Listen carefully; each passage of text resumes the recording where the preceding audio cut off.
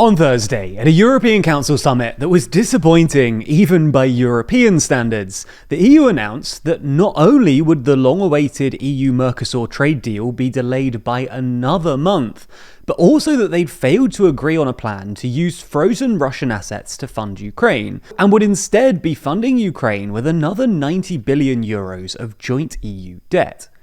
So in this video, we're going to look at why things fell apart, and how the EU's growing dependence on joint debt paves the way for a more federal Europe.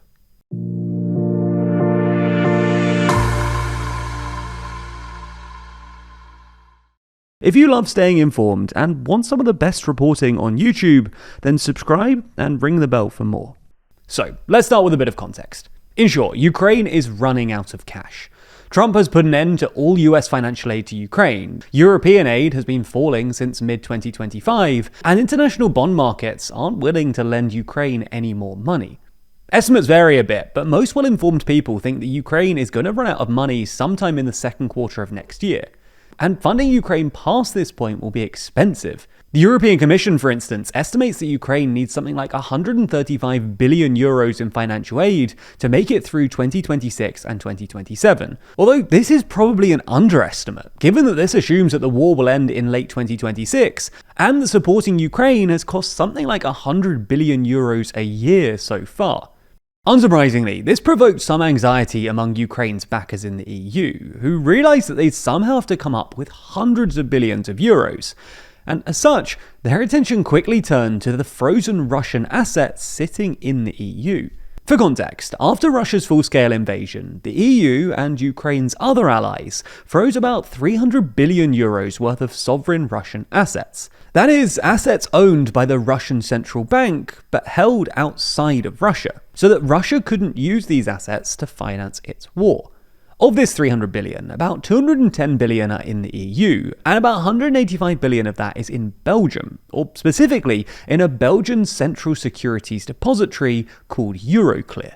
Since 2024, the EU has been using the interest accumulating from these assets to finance Ukraine's war effort, but Europe refrained from actually seizing the assets for at least two reasons.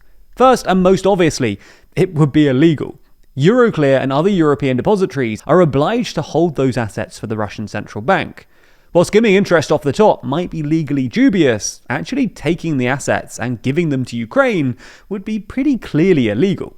Now, it's not clear how Russia would actually bring a case. After all, what jurisdiction would actually be able to hear and enforce such a case? But this was enough to put Europeans off seizing the assets while other funding sources were still available. The second and related reason, though, is that European policymakers worried that seizing assets would undermine the appeal of Europe's financial system, which is supposed to be rules-based and predictable. They argued that not only would this mean less foreign money flowing into Europe, it would also reduce the appeal of the euro as a reserve currency. For context, a reserve asset is just an asset that financial institutions like to hold in their reserves. The US dollar has long been the world's reserve currency, but Trump's unorthodox economic policies have lessened its appeal, and European policymakers have quietly been trying to pitch the euro as an alternative.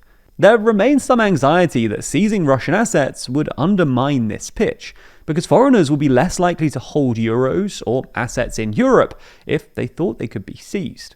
Anyway, that's why the EU didn't seize the frozen Russian assets earlier. They were worried both that it was illegal and that it might undermine Europe's appeal as a financial safe haven. However, when it became clear that Ukraine was running out of money, there was a renewed push to seize these assets. Unfortunately, this was promptly blocked by Belgium, who said that they didn't want to seize the assets because they were worried about legal challenges from Russia, pointing out that Belgium would really struggle to pay back 185 billion euros, given that its entire GDP comes out to about 600 billion. Other European countries also worried that this might interrupt ongoing peace negotiations, not least because Trump's original 28-point peace plan envisioned using about 100 billion euros of these frozen assets to fund a US-led reconstruction effort in Ukraine. To placate these concerns, the European Commission came up with the so-called reparations loan scheme.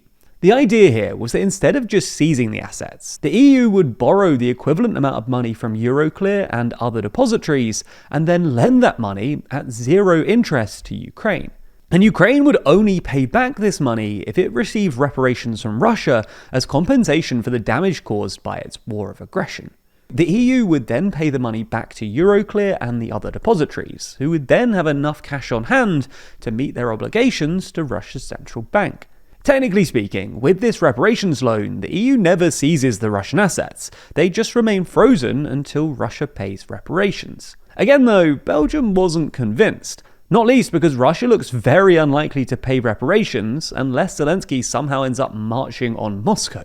To placate these concerns, the European Commission went around and started asking member states for guarantees to foot the bill if Russia didn't end up paying reparations, with richer countries expected to pay the most.